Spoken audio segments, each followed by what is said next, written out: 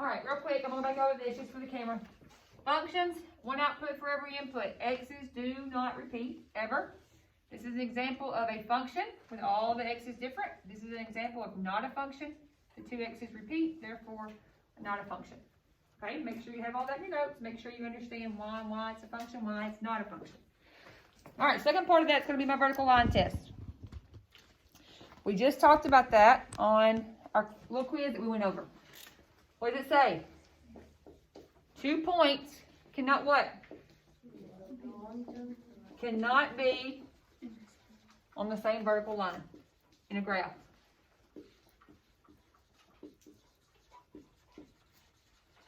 What does vertical mean, by the way? Up and down. Do I need to write that in parentheses in case y'all forget that?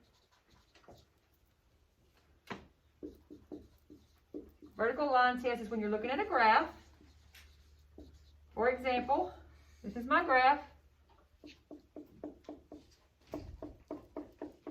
If I have points here and there and over here, and then I have 2 here on the same line. Oops, I missed it. If I can put a vertical line up through the middle of my graph, and there's 2 points, that is not a function. That means they have the same x value, just like we talked about over there.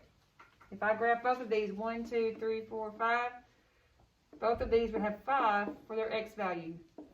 5, 2, and let's just say 5, 5.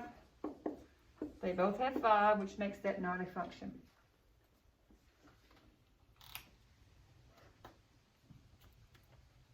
All right, that's what we went over today in our workbook pages and that little lesson 6 quiz that we did. Any questions about either one of those 2 things on the board right now? All right, so now we're going to move to linear functions. Linear functions, just put a little separate heading, stay on the same piece of notebook paper.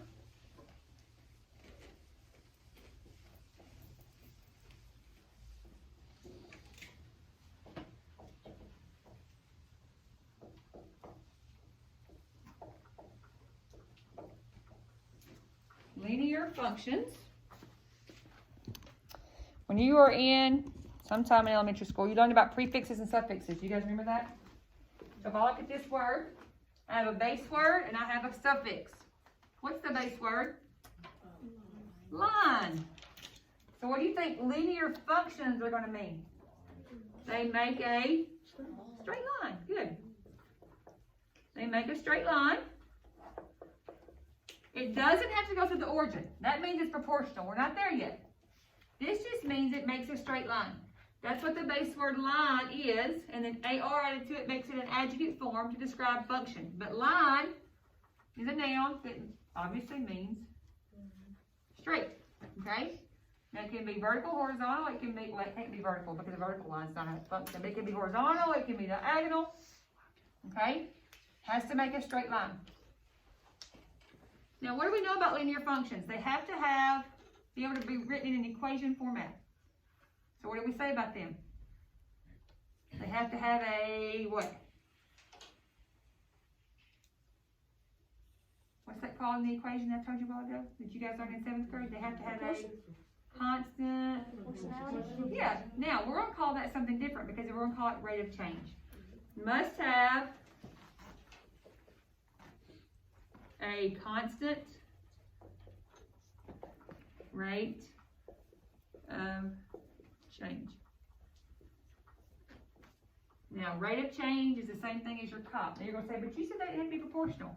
They don't have to be proportional. They don't have to go through 0, but they still have to have a constant rate of change to make a straight line. Think about if you didn't have a constant rate of change, you'd go up here and then down here and then back up here. Would that be a straight line? No, it has to grow by the same thing every time. We can't say it's proportional because it doesn't have to go start at 0, 0. That's the difference, okay, which we're going to talk about a lot. Now, that constant rate of change is also going to be called slope. Now, I know in science class, Coach Catlins already told me this year, I forgot that you hadn't taught slope yet because y'all did graphing a while back. And she talked about slope a little bit. So today you're going to be introduced to slope. Slope is something that we're going to use over the next 2 or 3 units in my room. And when you go to Algebra 1 in high school, you talk about slope pretty much the whole time. Okay, so slope's going to be a very important concept that we're going to learn about in this unit. Okay, what is slope? How do we think of when you think of slope? It's outside of math class. Like, basically a line that's increasing. Okay, well, it could be increasing or it could be. Okay, so quit thinking about math. If you were outside, not thinking about school at all, and I said the word slope, what would you think about? Like A hill. He said a hill. You guys agree? Bailey, what were you going to say? A slide. A slide. Okay, Evan? Funnel. A funnel. A funnel? Say a funnel? Some funnels have slopes. Okay, maybe. Okay. Okay. Okay, so think about slope. Let's just define slope. Reset that for me over there, somebody. We only got about 5 minutes. Actually, don't reset it, Michael. We only got 5 minutes. Just turn it off. When I define slope outside of math class, Hayden said a hill. What about that hill? It's curved. What else? What's another word? How? Well, I'm looking for one certain word. If you go up or down, how? Uneven. Tilt. Curve. Kind of. Looking for another word. Curve. Slanted. Steep. Good, Emily McCall. I said tilt. I was close. I think we're all close for the word. How steep the line is. Steep means, is it like this or is it like this? Slope. Think about it in the winter if you go snow sledding. Do you want a steep hill or not a steep hill? You want steep. Why? Because Let's go faster. So how steep the line is the same thing as how steep the slope is on a hill. Okay, so that's a concept that we already know. We're just going to apply it to some lines in math class. Okay? Slope is how steep the line is. Is it like this? That's really steep. Or is it like this? Now, slope, the steeper the line, the higher the slope. So high numbers are steeper slopes. Fractions are less slope. Like this, you could have slope that's just barely sloping at all. Okay, so it's going to depend on the line. All right, there are two kinds of slope. Do you know what they are? One goes uphill and one goes downhill. Good. Positive and negative slope. Good. We have positive slope and we have negative slope.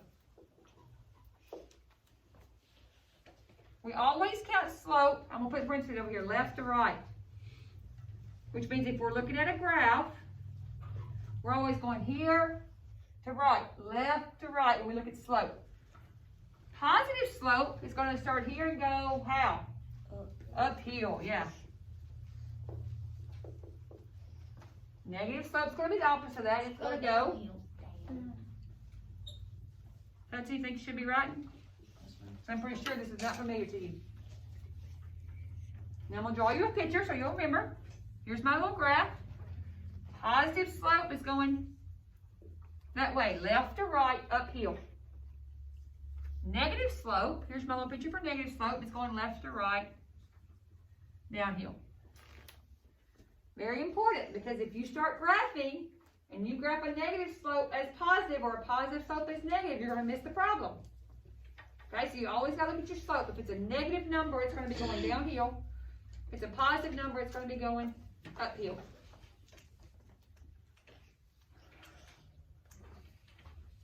I think I want to stop there today because I don't think I need to get into anything else. It's going to confuse you. Please put those notes where you can find them for tomorrow.